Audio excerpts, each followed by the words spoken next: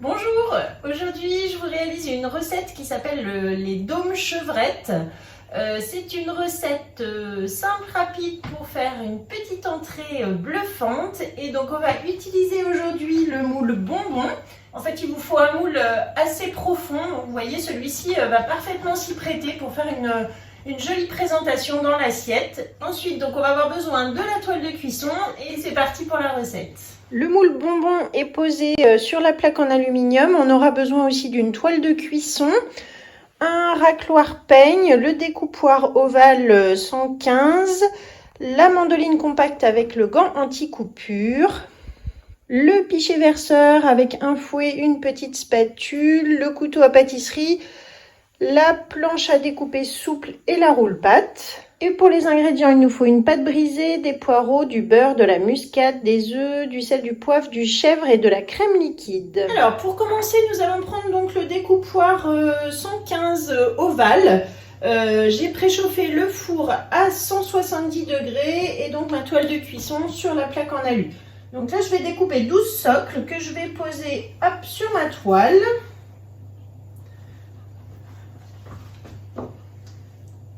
Et que l'on va faire cuire donc pendant la préparation ensuite des dômes de chevrette.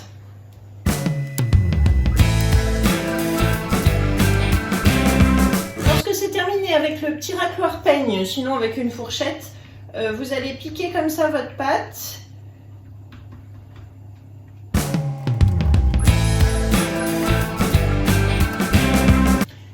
Donc là j'ai terminé, je vais enfourner pour 15 minutes à 170 degrés et pendant ce temps on va préparer les poireaux.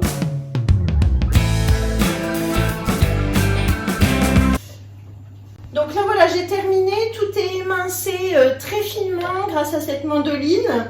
La planche souple me permet d'aller directement dans la poêle puisque je peux verser comme ça. On a fait donc chauffer le beurre tout doucement dans la poêle, je vais verser ça et faire revenir environ 5 minutes pour voilà, les rendre un petit peu translucides. Le reste de poireaux, les gros morceaux, en fait je les ai mis sous vide, je pourrais les mettre dans ma soupe, ça c'est pratique, on peut les garder. Et puis on va poursuivre la recette avec l'appareil.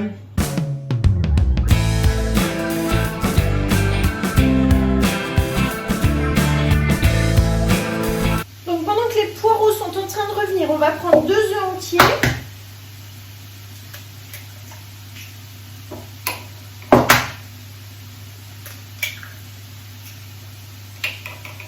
Et 200 g de crème liquide, j'ai pris de l'allégé. Donc, moi j'ai pris de l'allégé. Ensuite, on va mettre du sel,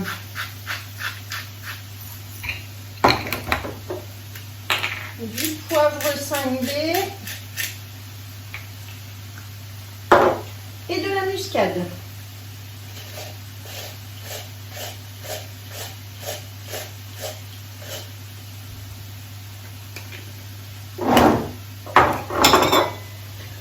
Ensuite, je mélange à la cuillère magique directement dans le pichet. Donc ça, vous voyez, pas besoin de salir autre chose puisqu'on va servir du pichet pour verser ensuite dans l'empreinte.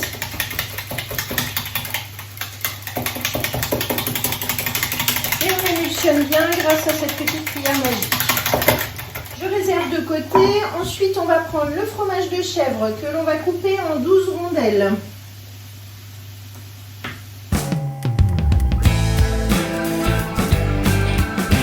Voilà.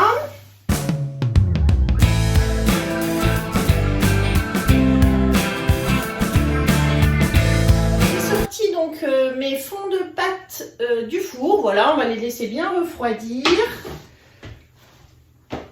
Ensuite, mes poireaux sont cuits. Donc grâce à la pince feuille de chêne, je vais pouvoir en mettre maintenant dans chaque fond d'empreinte.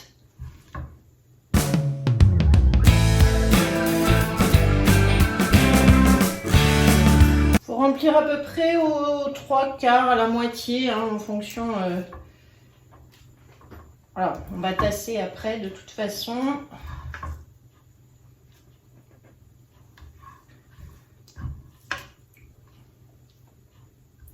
Vous voyez que mes poireaux ne sont pas allés jusqu'à coloration, mais par contre ils ont bien fondu et ça va très vite quand ils sont émincés comme ça aussi finement. Si vous voulez faire une tarte aux poireaux aussi, vous pouvez la faire comme ça, c'est super bon. On prend le fromage de chèvre, on dépose une rondelle dans chaque.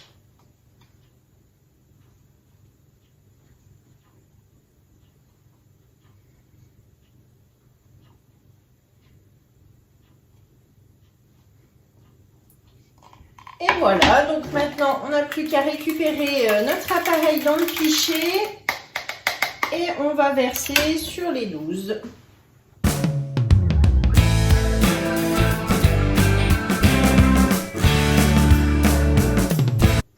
Voilà, donc avec le pichet, vous voyez, on revient après sur les premiers éventuellement quand il n'y en a pas assez.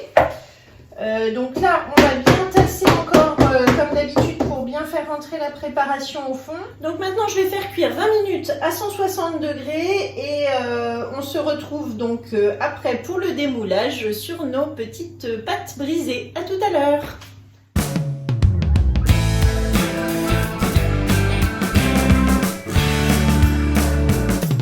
Alors ça y est, donc là mes petits tatins de poireaux sont cuits en fait. Donc j'attends bien avant de les démouler surtout. Ensuite, je vais prendre mon fond de pâte. Donc là, vous avez vu, ça a refroidi, c'est facile à manipuler. Et je vais retourner hop, dessus mon petit bonbon. Voilà, donc on a une jolie présentation du coup grâce à ce moule.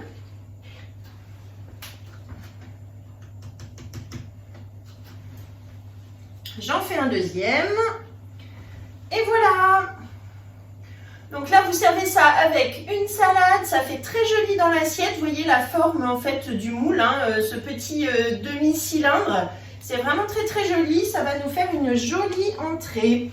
Voilà, donc je vais prendre des photos. Je vous mets comme d'habitude la recette dans la description de la vidéo. Vous allez avoir la liste du matériel, vous allez avoir la liste des ingrédients, le lien pour me retrouver et surtout n'hésitez pas à me contacter si vous avez des questions. Merci beaucoup et partagez la chaîne YouTube aussi, hein, n'oubliez pas. Merci, au revoir.